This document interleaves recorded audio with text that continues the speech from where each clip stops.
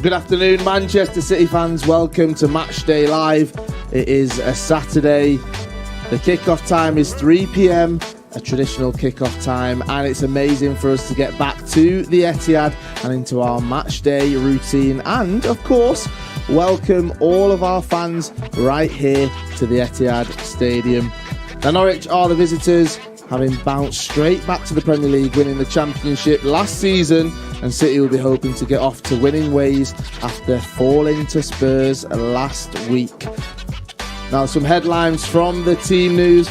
People asking lots and lots of questions. Will these players we're seeing, Riyad Mahrez, Jack Grealish, Rodri, Ferran Torres, Aymeric Laporte, will they be playing for Manchester City today? We will have full team news in a few moments' time. Hello, welcome. You can see us just here. Hi, yeah, we can give you a wave just here. You guys don't know where the camera is, but I can see you just there. We will be in view, and we can see all the fans that will be arriving here at the Etihad today. My name's Kyle Walker, and of course, I'm joined by two legends. We've got Richard Dunne and Darren Huckerby as well. Darren, I need to talk to you. I need to address something very, very quickly off the bat, because people that are watching, they might have saw on social that you retweeted something of mine. So I want to apologise in me saying that I had to settle for players like you when I was growing up. It's an honour. It's a privilege to have you here on Matchday Live. It's too late now. You've ruined it. You've ruined it. It is great to have you here. The first time you are here, Norwich are the visitors, obviously a club that's close to your heart as well. Heart and head today, Manchester City, Norwich. Where's your loyalty going to lie? I'll take a 1-1 draw. Okay. But I can't really see that, if I'm going to be honest. Yeah, we'll see what happens. And Richard, it's good to have you here as well. It's great to have fans back. Wasn't the greatest of start to the Premier League last week, but we saw that last season and we still took the trophy home with us. So nothing to worry about. No, not at all. City, we've seen that last year. Like you say, they were very slow starters, but came flying out of the blocks in the end after Christmas. And today is the start of their season. I suppose last week you forget about, and then you got the first game in front of a full house, hopefully, and it's a great opportunity to get back on track. How does it feel being back here, Darren? I mean, just at Manchester City, we are here at the Etihad Stadium.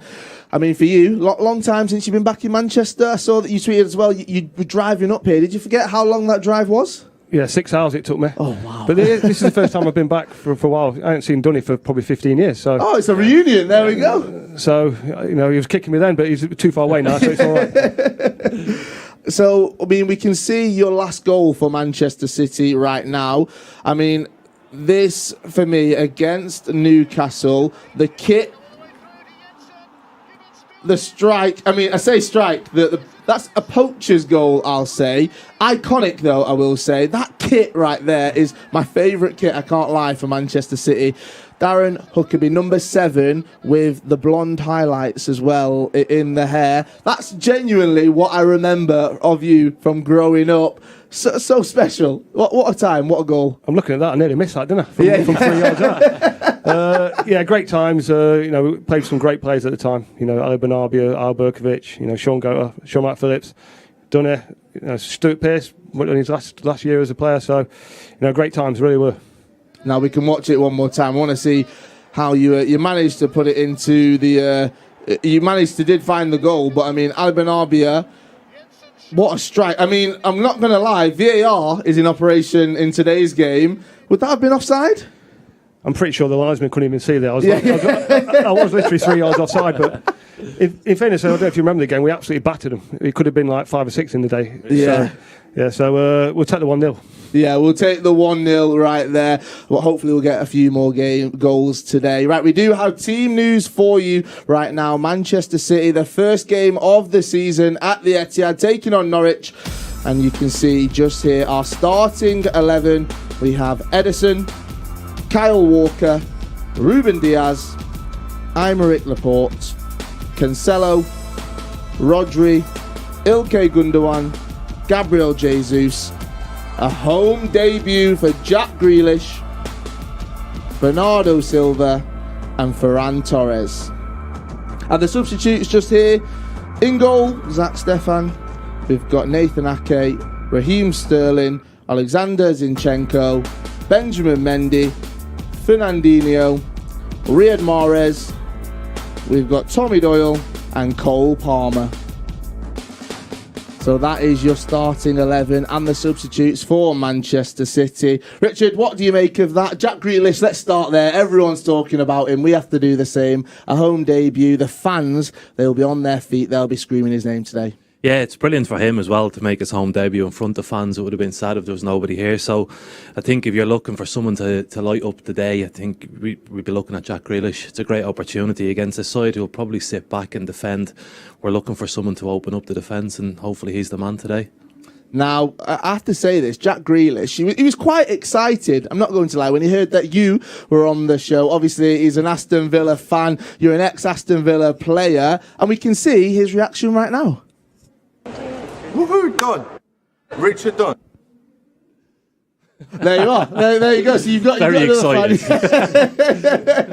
I mean, Darren, Jack Grealish, everyone's been talking about it. He has stole the headlines, it feels, of the transfer activity. Maybe in this country, maybe not further afield, but everyone's talking about that price tag, £100 million, a British record transfer. Worth it? He's a talisman. Similar player to you? Kind of. I think he's probably a bit more skillful. I was probably a bit quicker. But yeah, I think he's got nothing to do with the price tag. His job is just to play football, and that's out of his control. But Villa were always going to want top money, and if you want the best players, you have to pay the top prices. So it's up to him now to prove to everyone what he's about, and to get goals and assists, because that's what his job is. Now, we need to talk about Bernardo Silva as well. He does start for Manchester City today. Pep's been quite vocal on Bernardo. Richard, just a quick word from you. This is a great chance for him to get some first-team action, obviously, and get some minutes under his belt so early on. Yeah, he's been a very important player over the last couple of years. I think he starts all the big games. There's obviously talk of him moving on, but there's no doubt that he'll be 100% once he's out on the pitch. He'll be given everything, and he'll be trying to, if he does leave, trying to leave on a high, but we're delighted that he's still here, and even for Jack Grealish to learn off someone like Bernardo Silva is a great opportunity for him. So he's a player, you just give him the ball and sit back and watch him. I mean, it's great to see with Bernardo, Darren, that actually he's a player that's got so much experience. He's been at the club for quite a while now, and for Jack, a newbie coming in, it feels like everyone's competing for those spots. But in training, surely they have fun, they get on, they want to be competitive with each other, but they're learning. Yeah, I thought that Silva would end up taking over David Silva's position, not really as an attacker, but just behind the front three. So he's a great player to have. His work rate is immense. He pushes people forward, and he's just a great player to have who can play in a number of positions. Now, looking further field as well at the team, Gabriel Jesus, he comes into the mix as well. There's been so much talk around Manchester City last season, around Sergio Aguero, obviously, who has left us now, being on the bench. Is this a great chance for him to get some goals, not under his belt, but get some goals in there? But also, we've seen him play across the left. Who or how do we know what Pep is going to make these boys line up today like? It's impossible to guess. Every time you look at the 11 and you think, right, well, he'll be there and stuff like that, but it doesn't work out that way. I think it's an opportunity for Jesus. There's a lot of talk that City are looking for a striker, they want to bring somebody in. He's a very good player. He just needs a run of games, he needs goals, and this is an opportunity, hopefully. If he can start the season off with goals, it might give him the confidence to go on and have a really good season and get that 20 plus goals we're looking for. Now, we're just seeing Pep Guardiola making his way in the Etihad just there. Last week, he would have taken that hard. Manchester City played well those first 20 minutes and then obviously end up losing that game. Is there any pressure on the manager here, first game at home of the season? Yeah, there's always pressure because he'll set high standards. Over the last five years, he's been the best manager in the Premier League. So he'll be wanting to win this game. And I think for the players, especially the people who are coming in, like you say, Jesus, he'll know that they're looking for a centre forward. So it's up to him to get goals and keep his name on that team sheet. Now, when it comes to Pep, obviously fans, they absolutely love him. We had heartbreak last season. It feels like this is the first time that fans are back in the stadiums now. It's a great opportunity for Pep, for the team, to once again just show us that beautiful football, show us exactly what they're capable of doing. Yeah, and I think without meaning to, the intensity of the games drops when the fans not here. So I think today you'll see a higher tempo of game. You'll see City playing and moving the ball a lot quicker, and it'll be exciting. The players will be excited as the fans are to get back into the stadium to play in front of a full house. And we've played hundreds of behind closed door pre-season friendlies and stuff, and it's not nice. And once the first day of the season comes and the fans are there and everyone's shouting and screaming, everything just goes up a level. And I expect to see it today. We've seen it last week in the first round of games in the Premier League. And I'm sure now this week with the other teams being at home, it's going to be brilliant. It is definitely going to be brilliant. Right, we did just see Pep Guardiola here at the Etihad. He was leaving his pre-match interview. Let's get it now and let's hear the thoughts of Pep Guardiola. Pep, 5 changes from the Spurs game. Can you tell me the reasons behind that? No. I decided for this start 11. I could decide for another one. I decided for these players. You said same like Tottenham could have played with other ones. I want to make everyone involved. You said that you needed to improve in many aspects from that game against Tottenham. How have you gone about trying to do that this week? Well, we had time, 5-6 days. Like it's a lot.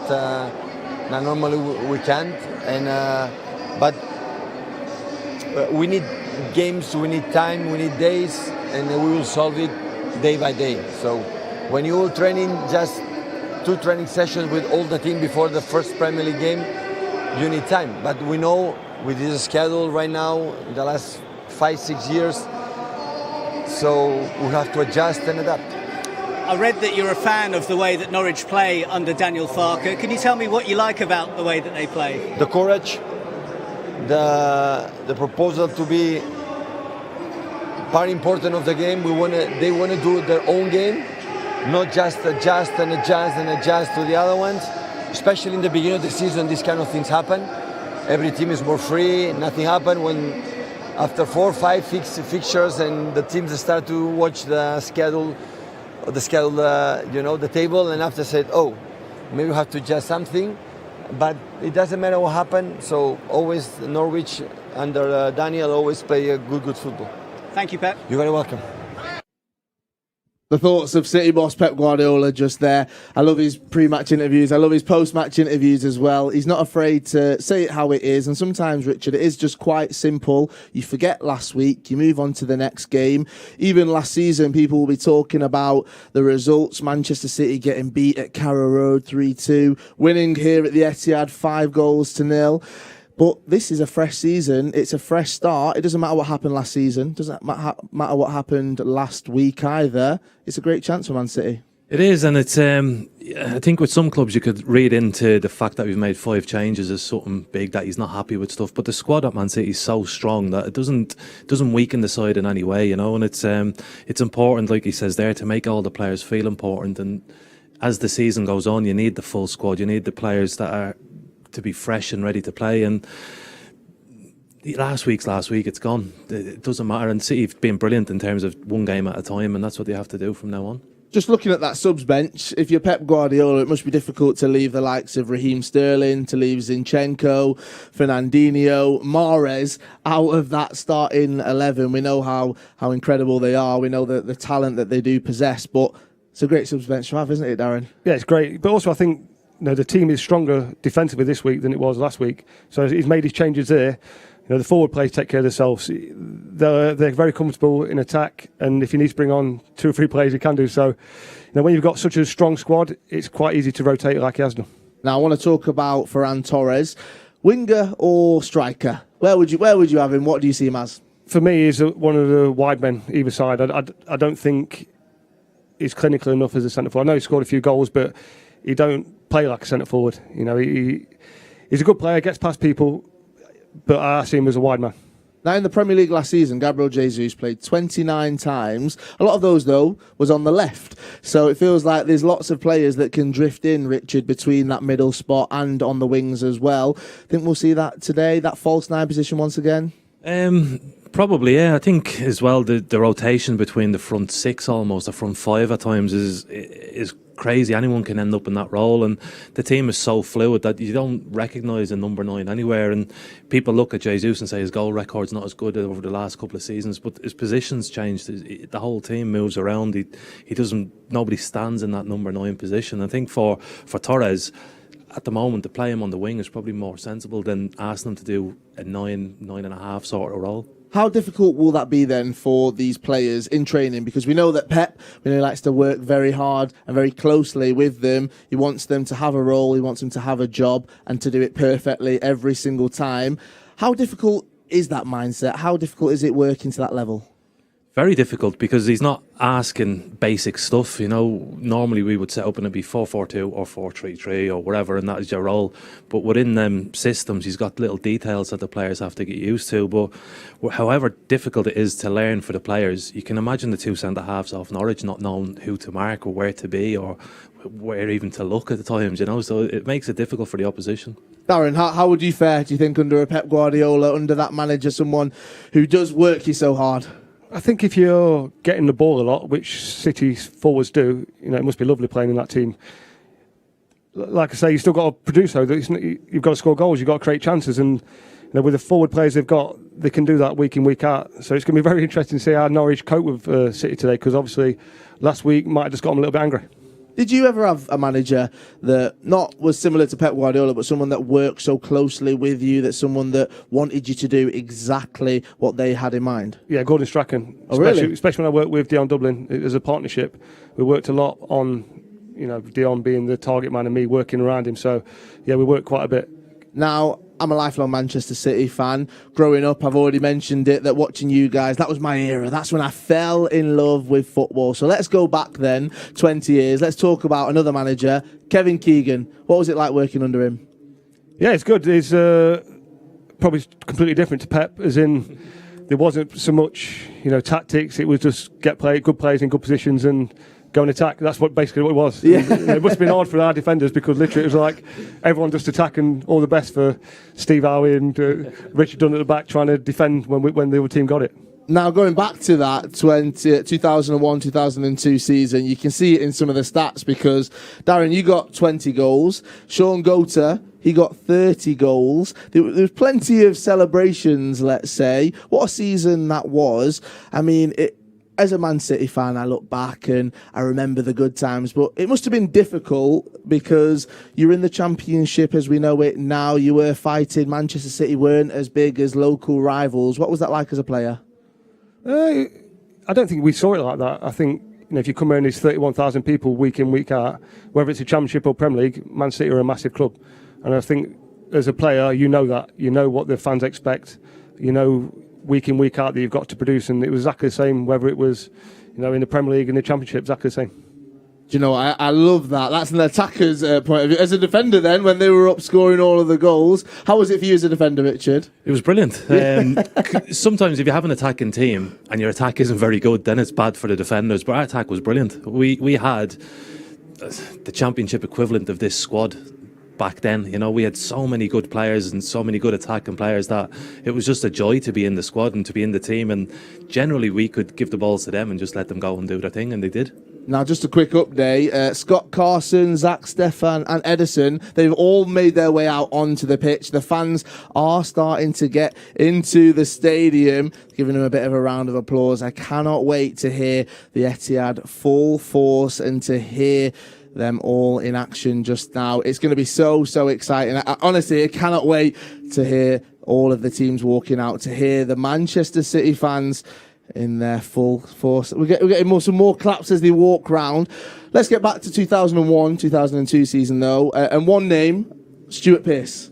I want to bring him up. I want to talk a little bit about him. What was it like playing with him? Obviously then became Manchester City manager as well. What was that like for you, Darren? It was better playing with him than playing against him. Oh, really? when he was at Newcastle or I think West Ham, the amount of times he used to put late tackles in on me, literally. A fair player, but really tough and solid and no nonsense, I would say. Yeah. We talk about so much of the leadership qualities of different players, especially in this team. But back then, how important was that, having that leadership in the dressing room? Yeah, it's great for us. Obviously, Dunne was a young lad at the time, so playing next to Steve Howe and Stuart Pearce, you learn from them players, and obviously Dunne had a great career after that. And so the early times where you see how people train, you see how people work off the pitch and on the pitch, and I think that left us all in good stead. How was that for you then, Richard? Playing with Stuart Pearce, as you said there, just next to you, a young lad coming through. Scary at times? It was quite intimidating, yeah, to see him coming in and see him. Even when he warmed up, he would never go on the pitch. He'd be in the tunnel, just in a pair of pants and just massive toys like that, just running around and just stretching. And it was his sort of warm-up routine, which you notice. And then the team that we had, we were so exciting and so fluid. We all enjoyed ourselves. he kept everything in place almost. You know, he would organise the back four when everyone else was attacking, and he had those leadership qualities which a team of that sort of exciting nature needs. Now, there's two more names that I do want to bring up from that era. Ali Banabia and Ayel Berkovic. I talked a little bit before about the back and forth we had on social media, and you said, well, you got to play with those two players. Talk to me, because being ahead of those two, what was it like receiving the ball from them? I can remember the first day he came to training. He came just before the Birmingham game, and he was like a little fat bloke. Which one was this? Sorry, which one was this? Ali Banabia. Ali Banabia first. So okay. He came to training, and I was thinking, what's going on here? I said, no way is he going to play. And then he played the next day, got a standing ovation. He was absolutely unbelievable. I thought it was like a taxi driver had turned up. Yeah. And all of a sudden, he had this little genius on the pitch who could do anything with the ball at any time he wanted. Literally amazing footballer. And he did capture the hearts of Manchester City fans at that time. And that partnership between Ayel Berkovic and Ali Banabia must have been special to play behind, Richard. It was brilliant. The two of them were on a completely another level almost, you know. Like Ali Banabia, exactly like Huck says, he didn't look like a footballer when he came into the training ground, and then the next day it was just we'd take him off to let him go and get flights home because he was that good. Yeah. He could do what he want basically, because if we could get an hour or 75 minutes out of him, he would win the game. And I always remember that standing ovation and him commenting on that and talking about Manchester City. You referenced it being back at Main Road and having so many fans in, week out.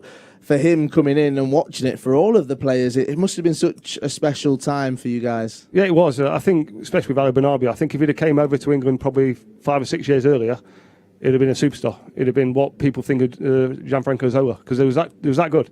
He was that good. He was just coming to probably the end of his career, and the Premier League is pretty quick.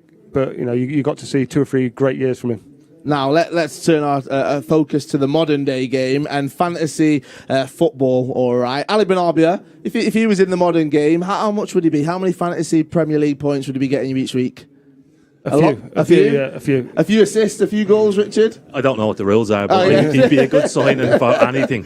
He definitely would. Now let's talk about fantasy football. We are doing it here at Manchester City, and we've got to give a shout out to Raven Shuttleworth, all right? Top of the Man City League and second in the overall game as well. Now, his team finished match week 1 with 145 points, all right? Now, that's some going, all right? That takes time, that takes dedication. So, Raven, from everyone here at Matchday Live, congratulations.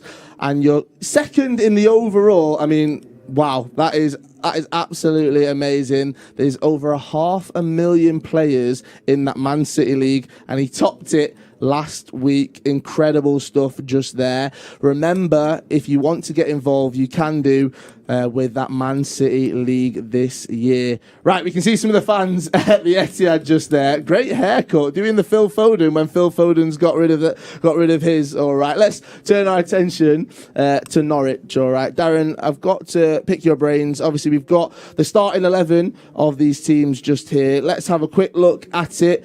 In goal, we've got Krul.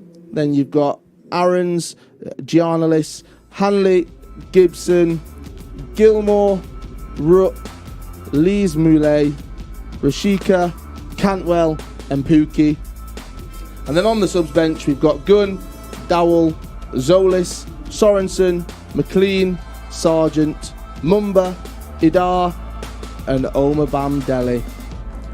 Right, let's get into it then, Darren. Talking about this team, tough start for them last week, tough start to the Premier League in overall as well. What do you make of that starting 11?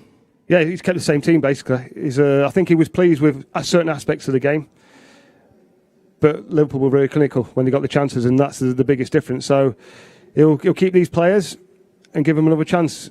And that's how it is. That's all we could do. We haven't got the strength and depth that Man City have got, so it is what it is. Some special players there, though. You got Billy Gilmore, you got Todd Cantwell, you got Timu Pukki as well. We've seen what Pukki can do against Manchester City, but they are building a team that they don't want to drop back down into the Championship. They want to fight. They want to stay in the Premier League. Yeah, I think obviously losing Bruyne was a big thing. But you know, when someone comes in and spends 35 million on one of your players, you've got to sell them really. So it's a great chance. You know, Cantwell's had a great time in the Premier League last time. Got a few goals and a few assists, so he'll be trying to push on.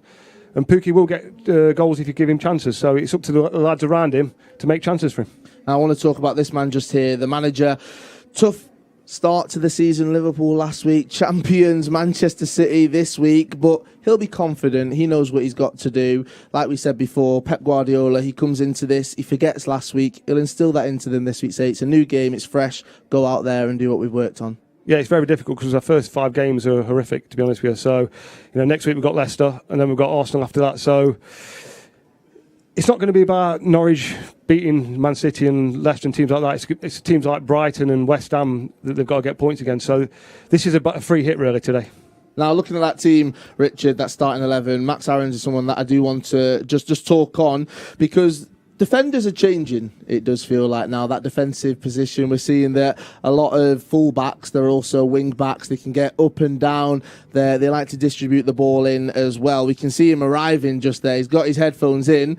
But again, what a great career he could have coming back to the Premier League. He's already got that experience that he's looking for. He could have a great season. He could do, and he was linked, I think, with a couple of big moves the last time he was in the Premier League, and he probably done the smart thing in staying with Norwich and getting that extra year of experience in the Championship, and now he's got the opportunity to prove it again.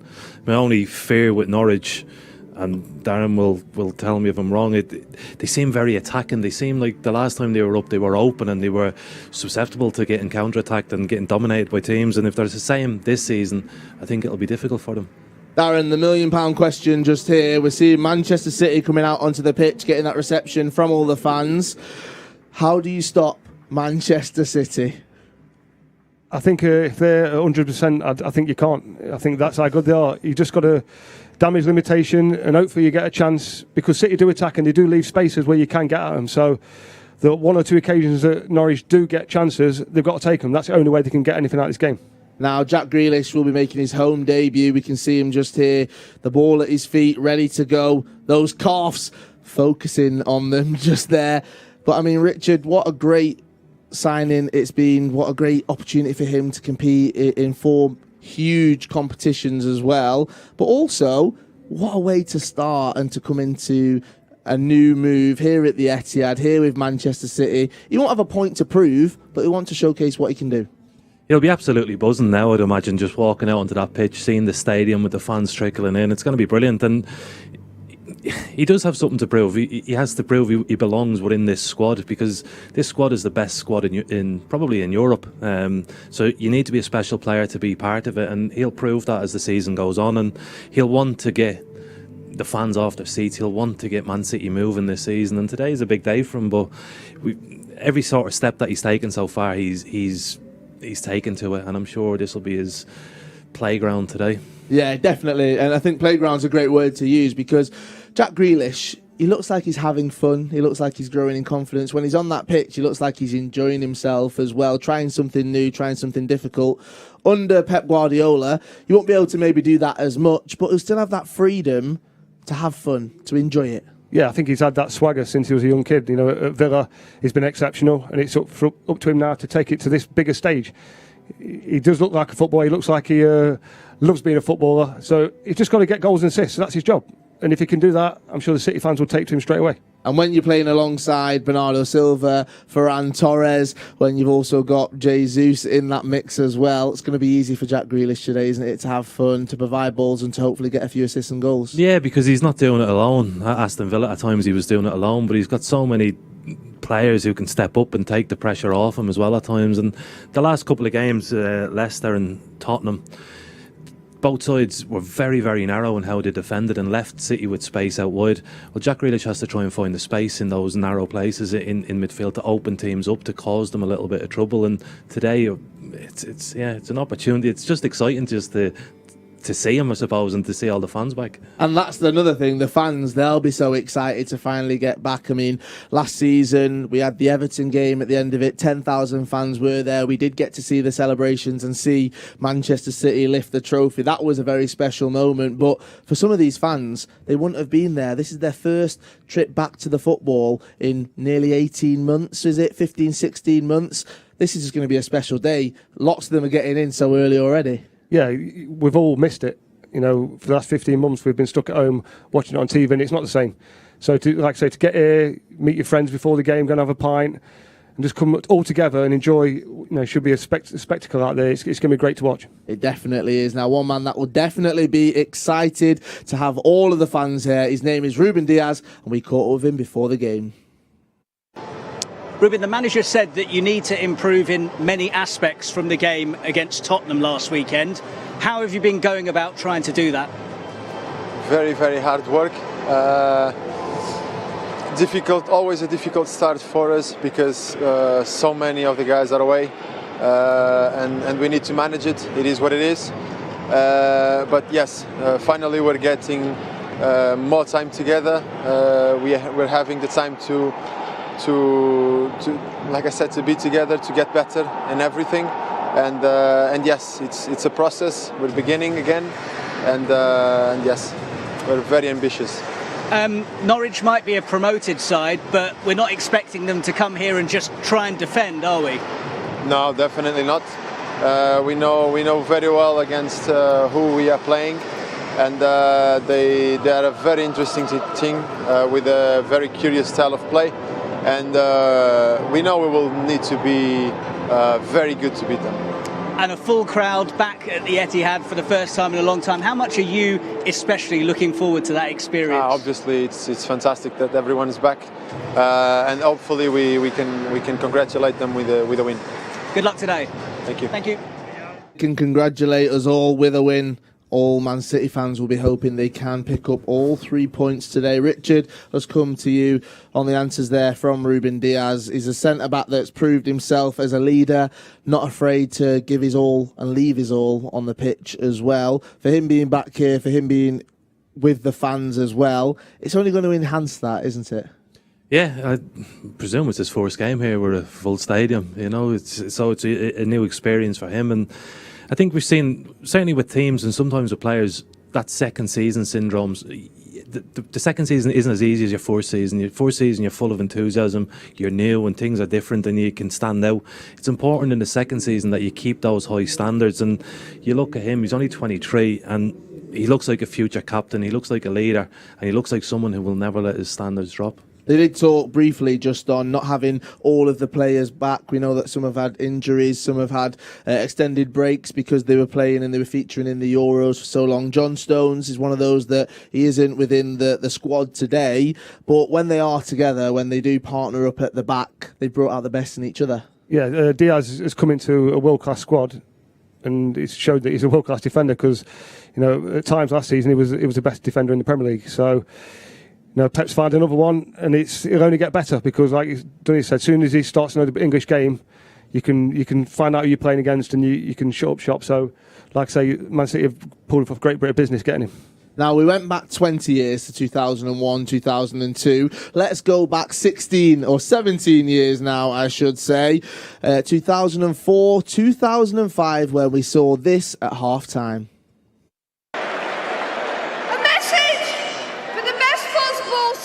In the world, we need a 12th man here.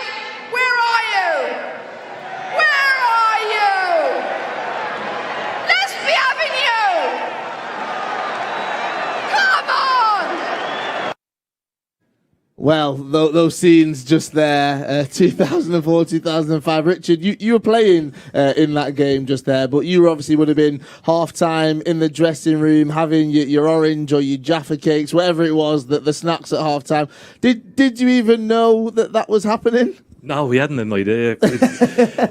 It's such an iconic moment now when you think about it, and we were there but didn't even see it. So it didn't work anyway because we came out and we beat them in the second half. So it was, brilliant because it just shows the passion of the woman. She loves the football club and she wants to be successful. So fair play to her. Now, Darren, you'll know Delia Smith quite well, I imagine. Has she ever spoken about that? Does she remember that happening? It looked like a few lemonades before half-time. I think I was injured that game, so I think I was probably in the bar with her. That's No, she's great. She's great for the club. She loves the club. She's invested her time and money into the club, and we couldn't ask for a better owner, to be honest with you. For our size club, she's perfect.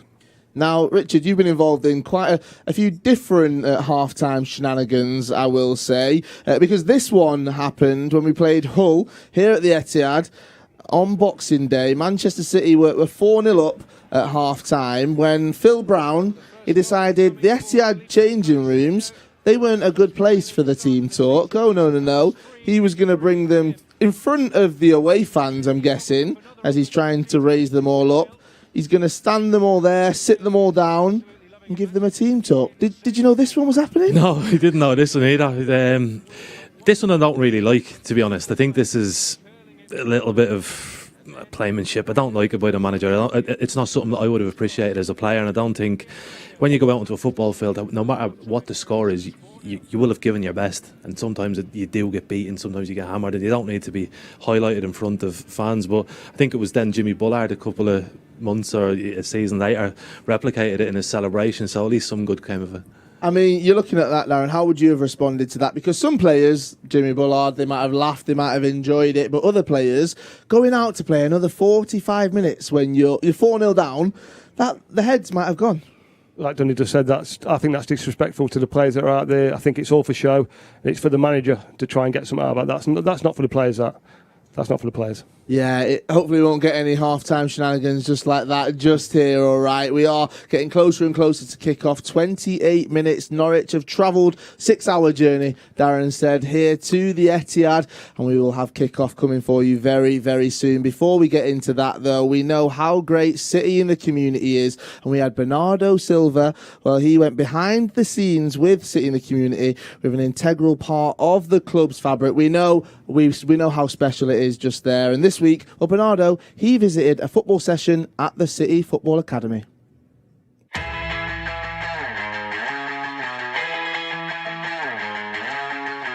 Hello, my name is Asha. Who's your favourite player at City? Bernardo Silva.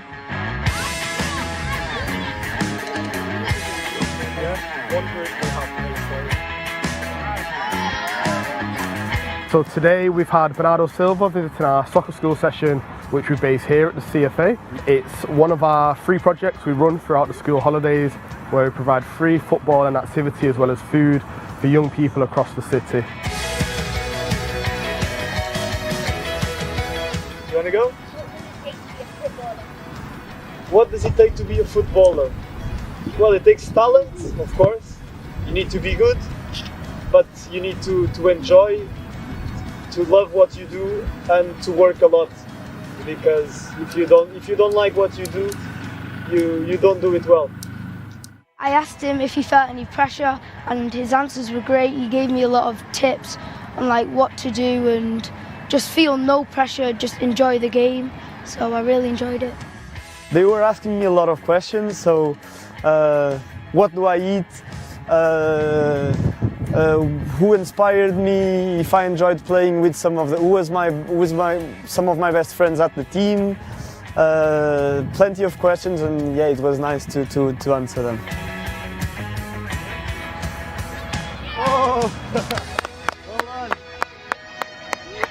I think when you've got the stadium and the training ground in the heart of the community, it's really important that the players are present as well. So having Bernardo come along today, I think it's really aspirational for the young people, and also just reminds them that we are here in the community for them. For the club to give them meals and to let them enjoy these fantastic facilities because they really are unbelievable, I think it's great. If you could summarise how you feel after seeing Bernardo Silva. Thrilled. Bye-bye. Bye-bye. Thank you. Asher and some of his friends there getting to meet their hero Bernardo Silva, and I'm so lucky that I get to work with my heroes Richard Dunne and of course the greatest number 7 to ever play for Manchester City, Darren Huckerby. I'm trying to get back in his good books now, Darren. That's a crazy statement. That's a crazy statement. It is great to see, though, some of those youngsters, because, Richard, they will remember that moment forever, having Bernardo Silva at that session, being able to play football in front of Bernardo and take some tips as well. Special moment. Yeah, it's brilliant. It's it's what those kids, it's what inspires them, seeing footballers and being around footballers and having the opportunity to meet them. And certainly players like Bernardo Silva, like most of this first team squad, you look at them and they are role models. They're people who are happy to give their time and to educate youngsters. So it's brilliant. It really is. Right, we are getting closer and closer to kick-off, as I said. Let's run through those teams just now. Bernardo Silva, he does feature for Manchester City, but we'll start in goal, where we have Edison, and then it's Kyle Walker, Ruben Diaz, Aymeric Laporte, Cancelo making the defence, and then in midfield, Rodri, Ilkay Gundogan, Gabriel Jesus, Jack Grealish, Bernardo Silva and Ferran Torres. The subs for today's game against Norwich: Zach Stefan in goal, Nathan Ake, Raheem Sterling, Alexander Zinchenko, Benjamin Mendy, Fernandinho, Riyad Mahrez, Tommy Doyle and Cole Palmer. Now, as you can see, Norwich are the opponents today. They're out there. They are getting ready for a huge match against Manchester City. They had fans back at Carrow Road last week as they took on Liverpool. But this week, it is the Etihad, and we're delighted to welcome fans back here. Going to watch City means the world. It's not just the football, it's the social element, seeing your friends and your family. Being unable to go to a game, it's like a chunk of your life being taken away from you. Weekends now are really plain because normally I'm going to cities, but now it's just really plain because I have nothing to do. I miss the atmosphere and the roar of the crowd when we score. I even miss the rain and the cold. I miss it all.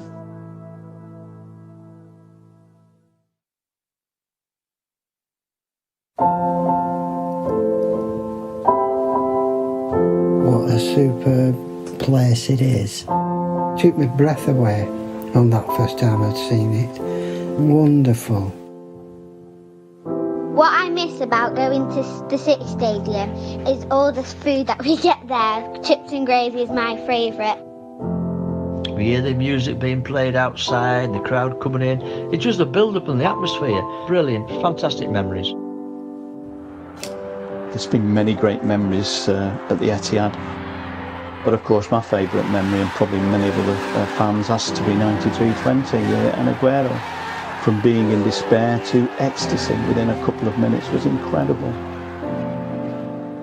Vincent Kompany's goal against Leicester was an iconic moment, and that was the first game that my nan went to after my granddad passed away, and Vinny scoring that goal was such an iconic moment.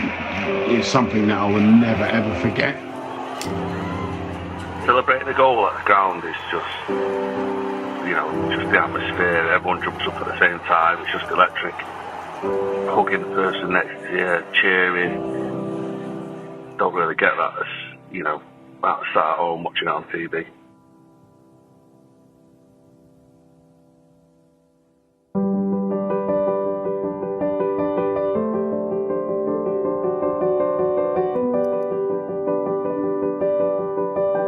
I think how I'm going to feel when I first step out onto the Etihad stands is not to take it for granted, because you never know when it's going to be gone again. The atmosphere is going to be electric because people have been away for so long.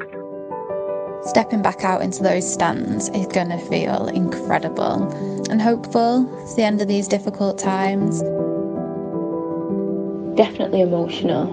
When watching City something you truly love and enjoy, and you've not been able to do that for so long, that first game back will definitely give me goosebumps.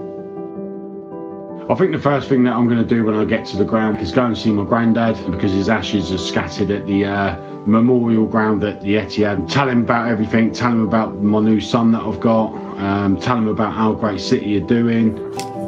Just imagine, saying hello to everyone you've not seen for over a year, and bumping into people again. Just can't wait, it's going to be amazing. Celebrating that first goal back at the stadium, wow. The natural thing to do when we score is to hug the person next to you. I really can't wait for that moment. When I sit in my seat at the Etihad Stadium, hearing the crowd cheer is really joyful, and seeing City score some goals makes me really happy. I honestly believe when we finally get back to the Etihad, it'll seem like we've never been away.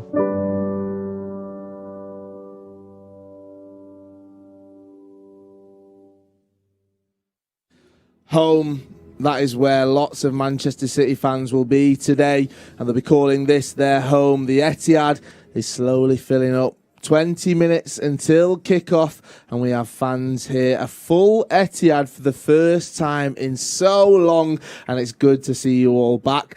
What have you guys missed about the football? Richard, I'll start with you about having fans back, having those full games. There's been plenty of football over the last 18 months, but nothing quite like this. No, I think in every walk of life, just seeing a group of people gathering together and smiling and having fun and doing things that they enjoy is brilliant. And listening to the pre-match music and having people sing along to it adds to the atmosphere, and it becomes not just a football match, it's like a party. And people want to be entertained, so it's got the makings of a great day. And Darren, last week, Norwich, they already had fans back. You've experienced it. You've seen what it was like. I mean, how special is that? How much of a difference can it make just having those fans there, having that social element once again? Yes, it makes a massive difference. I think, people work hard all week to go and watch the football, and to not have that for nearly 2 years is a terrible thing. So it's great to see everyone back, and let's hope they get to see a great football match today. I'm sure they will. Yeah, definitely. Well, I'm so excited to have fans here at the Etihad. But if you're not watching from the Etihad, if you're not here, your support still goes a very, very long way. So wherever you are in the world, it is great to hear from you. It's great to see you. And I'm sure you'll be cheering the boys in blue on today. Right, let's talk about Manchester City last week. Tottenham, a defeat, not a great start to the season. I did mention that we had an even worse start to the season last year. For City now, what have they got to work on here at the Etihad, the first game of the season at home against a newly promoted Norwich? Trying to tell Man City what to work on is nearly impossible, It's every time a big club loses a game, or a team that's supposed to win a championship loses a game, people tend to overreact. I think for Man City, it's a case of getting everyone back to match fitness, getting players to return from the Euros or the Copa America, wherever they were. And once that they're ready, they're back, they're fit, they're firing, they'll fly up the league, Man City. They'll 100% be contenders at the end of the season, and it's just a case of, like we had to be last year, just be patient, and the quality will shine through eventually. And that quality, we definitely have that going forward. I mentioned a few of the names, some that are featuring today. Gabriel Jesus, you've got Ferran Torres, you've got Bernardo Silva, but just looking further afield, just in the squad, Riyad Mahrez, Raheem Sterling, Phil Foden when he's back to fitness, Jack Grealish, Kevin De Bruyne. I could go on and on and on. This season, we'll bounce back from that defeat last week, and we'll see plenty of goals. Yeah, definitely. I think obviously De Bruyne, he's got to get rid of this little injury he's got, because it's like it's stopping him from training week in, week out and playing 90 minutes. So, and then obviously they're still trying to buy centre forward. So if they manage to get the centre forward over the line, whoever that may be, they've got to be strong towards the end of the season. Chelsea, Man United, maybe not Arsenal, but they're all going to be pushing this season. So it's important that City start winning games straight away. Definitely, it's going to be a close one. Everyone feels like it's going to be a great season. Those big teams, well, they'll be all going for it. But Manchester City, I'm sure, will be right at the top. Now, last time that we played here at the Etihad against Norwich, I think I was quite lucky to actually be here. It's a very special occasion because we had one man, David Silva. Yes, the man, the legend, playing in his final game at the Etihad, and what a game it was.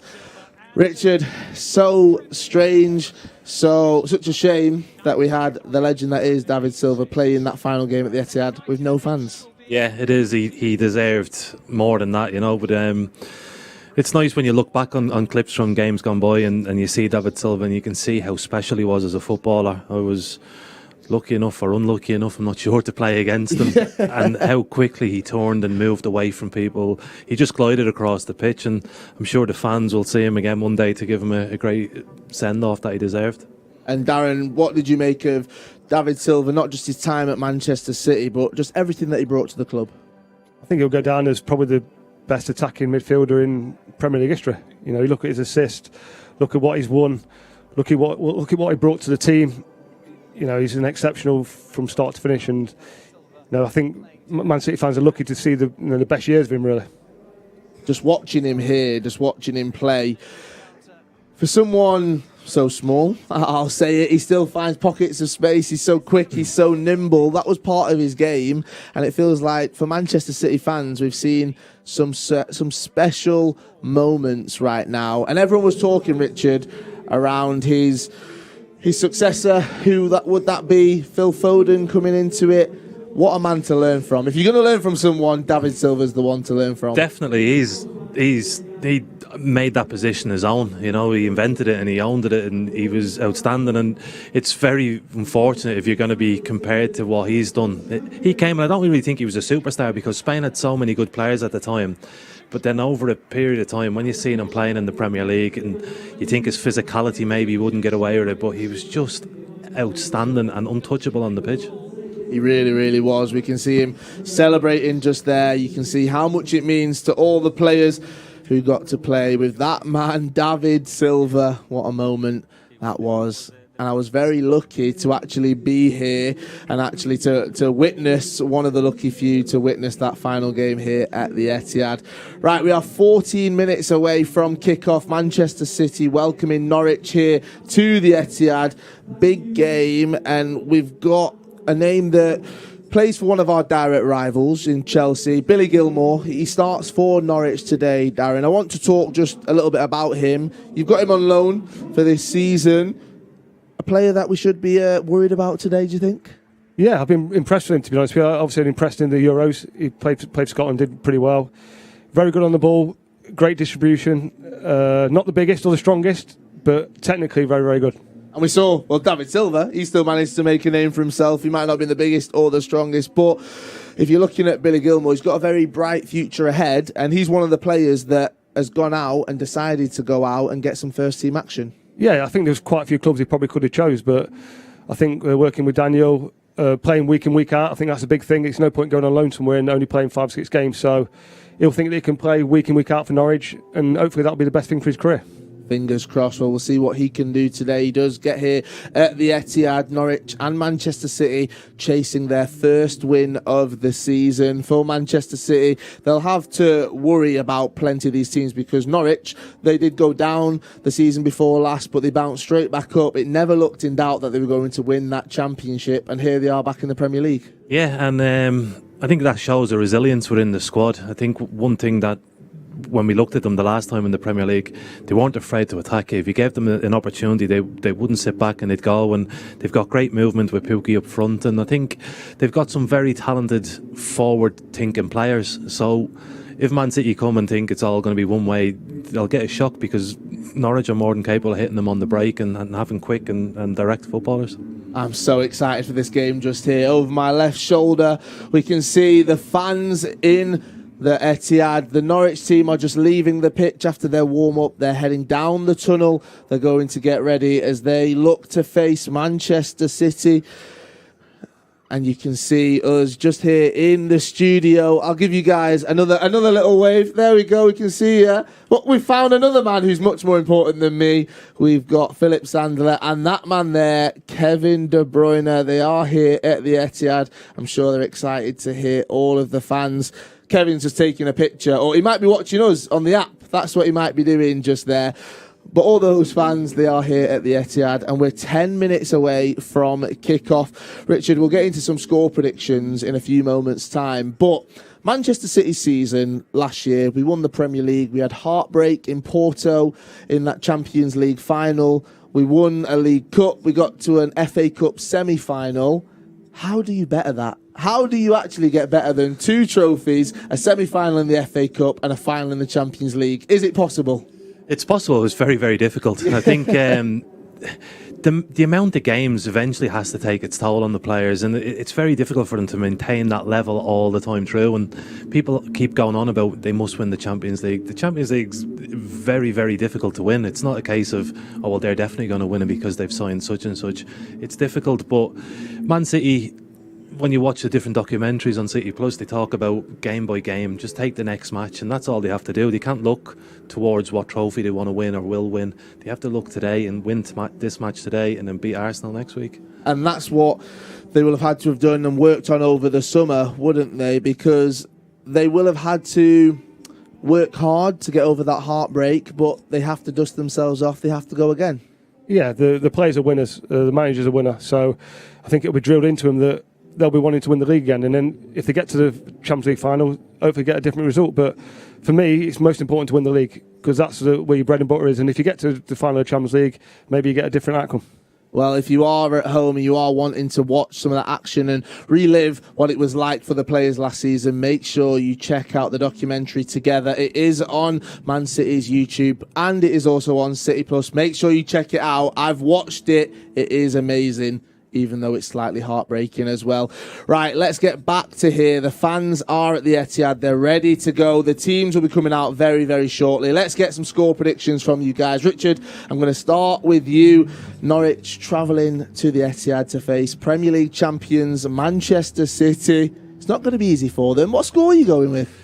It's not going to be easy, and I don't want to offend Darren because he'll probably be more closer on the score than I will be. But I want to get entertained today, and I'm looking at goals, so I'm going to go the same as the last time, 5-0. 5-0? Okay, yeah. I'll take that one just there. Darren, your face dropped immediately. Not feeling that score?